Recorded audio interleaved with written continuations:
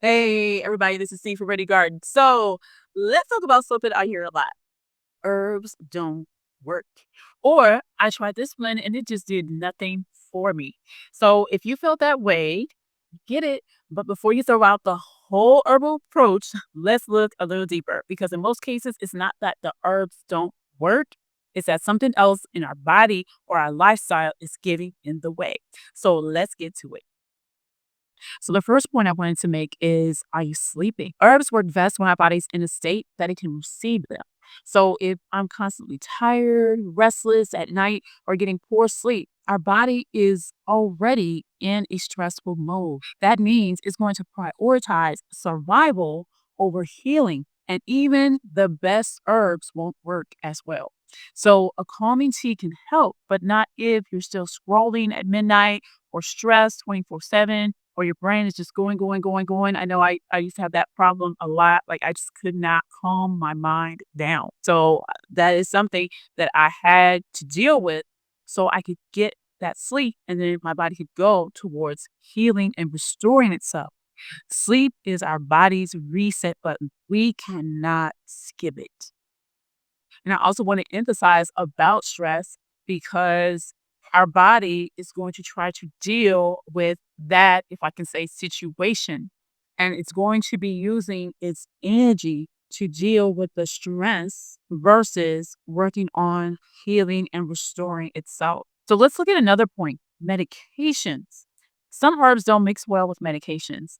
They can cancel each other out, compete in the body, or in some cases, even worsen some of your symptoms. Now, if you're taking prescription meds, you need to be aware of potential interactions. So, some of those examples would be taking blood pressure medication and then also taking hawthorn and hibiscus tea daily.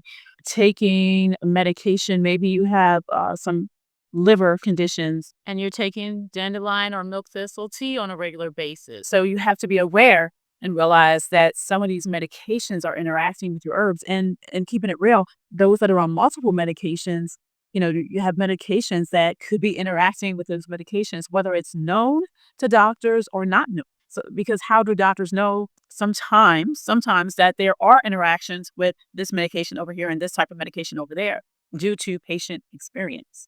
And let me make this very clear. Just because you're on medications, it does not mean that you cannot use herbs. You can use herbs while being on medication. It's just that you'll need some guidance, some knowledge, some understanding to know which herbs you can use and the right amount as well. Let's get to our next point. Our body compositions are each different. Genetics, environment, hormones, past trauma, gut health, all of this and more affects how herbs are going to work in your body. So I'm going to give a couple examples about myself. Senna.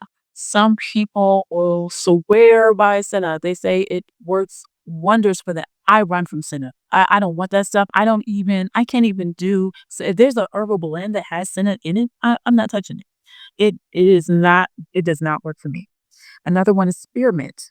While mint, I can handle mint. I love mint actually because it's very refreshing. All those hot days you're working outside.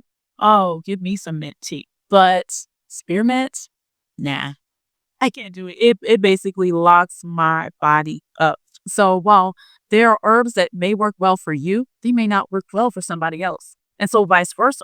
It doesn't mean that the herb is bad or something's wrong with this person or that person. It just means it's not for you and that we're all different. So I just wanted to share with you some of the things that I've heard, some of the experiences that I've had, not only with myself, but also in helping others as well.